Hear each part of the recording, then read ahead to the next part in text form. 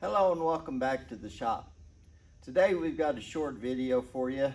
We've got a Allis U in the shop today. It's having fuel delivery issues. So we're going to dive into that. I don't think it's going to take very long to do this, but I'll give you a quick walk around of the tractor and then we'll get into what's causing our fuel issues. Thanks for joining us.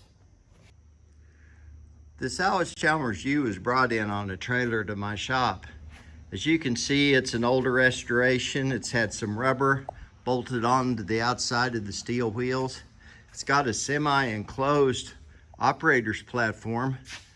Also has a wooden top with metal roofing material on it. Kind of a nice enclosed operator's platform. And ironically enough, this tractor is late enough that it's electric start. So I'm not sure exactly what year this tractor is, but it's one of the early ones in the Allis-Chalmers line. What we're going to be looking at is this right here. I've looked inside the fuel tank and the top of this sediment bowl assembly is totally plugged up with rust. So we're going to pull that off and see what we can do to alleviate it. I've got you moved in here closer. As you can see, most of the original fuel line is gone. There's a rubber hose here. So I'm going to reach in here, disconnect this rubber fuel line, and we're going to pop this sediment bowl assembly out of here. I'm even going to try, see if I can, okay, I can turn it, but that fitting is not going to clear. So I'm going to run and get a wrench. I'll bring you back. Okay, we've got our wrenches here. Looks like 1/2 inch it is. Take this hose barb out. Set that up there. Now let's see if we can make this come out. There is no fuel in the tank. We're going to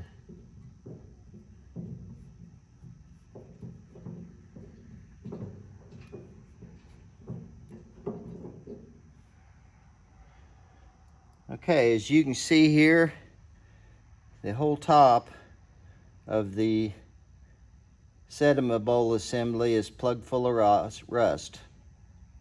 So we're going to make a little standpipe to help keep that rust from coming in and try to alleviate some of this problem. You can see here I've dumped the old gas out of the sediment bowl, and there's quite a bit of trash in the bottom. This is a newer style unit. It does have a screen in the top, but as you can see, there is a good amount of rust.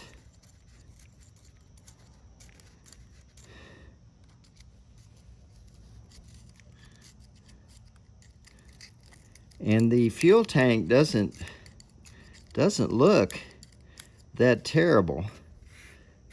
In fact, it's better than quite a few that I have seen. But we're going to go ahead and we'll flush this out, blow it out, and we'll see what size that is and see what we can do to alleviate this problem. Okay, we've got a small piece of 5/16 copper tubing cut. The owner of the tractor said that he would like to have a 2-inch riser in there. I'm still not sure if we're going to do a full 2 inches or not. That seems like a good bit of wasted fuel that you can't retrieve down to the engine. But the situation with this 5/16 copper tubing is the opening in the sediment bowl assembly is it's approximately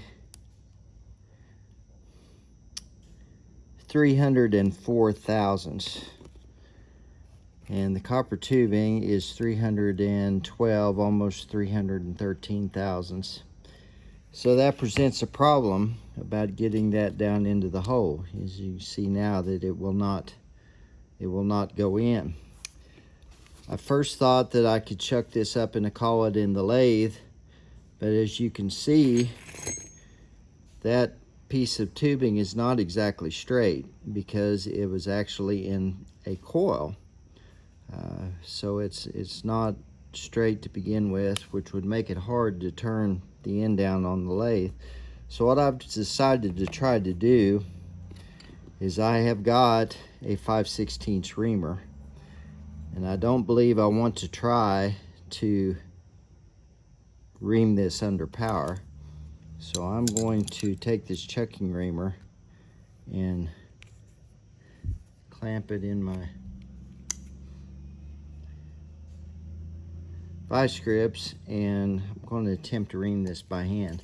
I'm going to back the camera up a little bit so you can see more of what I'm doing.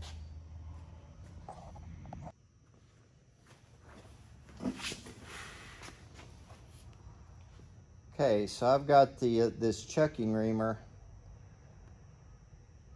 attached to my vice grips, and I'm going to feed this reamer in to the top of the fuel assembly, and we are getting some chips out of there. Try that again.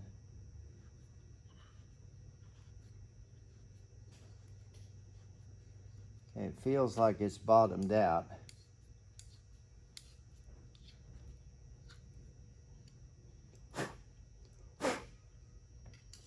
Okay.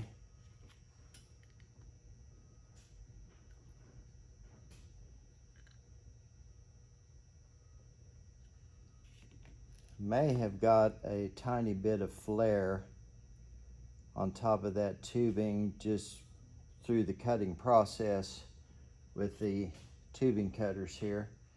So I'm going to work on that and then bring you back.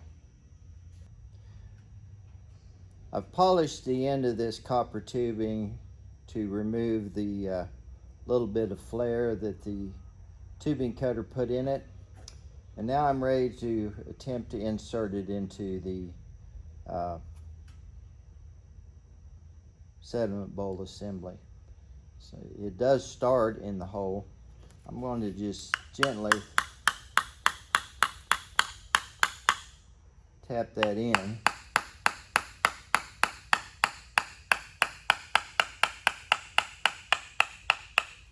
Okay, there we are.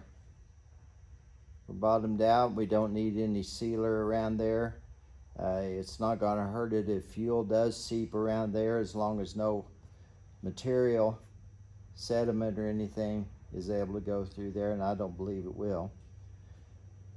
I'll admit that this is probably not the preferred way of dealing with fuel tank issues, but this is what the owner requested, and so that's what we're going to go ahead and do. I'm sure that the correct method would be to remove the fuel tank and clean it. And I also know that in the Model A Ford cars, they make a little filter assembly that fits down into the sediment bowl, or fits down actually into the fuel shutoff valve inside the car. That is a filter all the way down. But this is the way we're going to do this fix, and so we'll get it installed, and then we'll come back and fuel it up and see if we can get the old girl started. Okay folks, we've got a fresh battery in the tractor, we've got some fuel in the tank.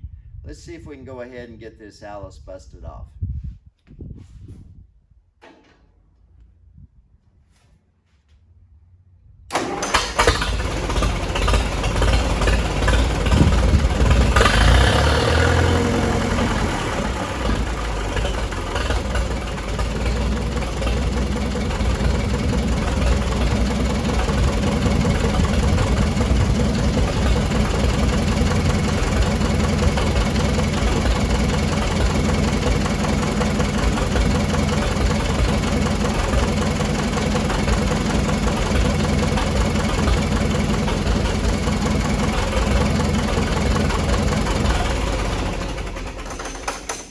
Okay, it looks like we've had a successful repair.